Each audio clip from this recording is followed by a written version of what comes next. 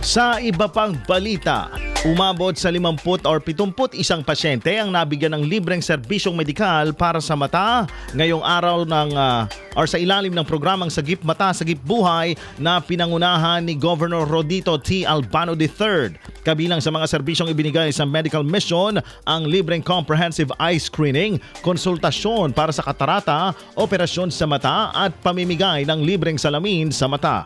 Layo ng programa na matulungan ng mga indigent o kapuspalad na pasyente mula sa mga bayan ng Reyna Mercedes, Cabagan, Palanan at Jones.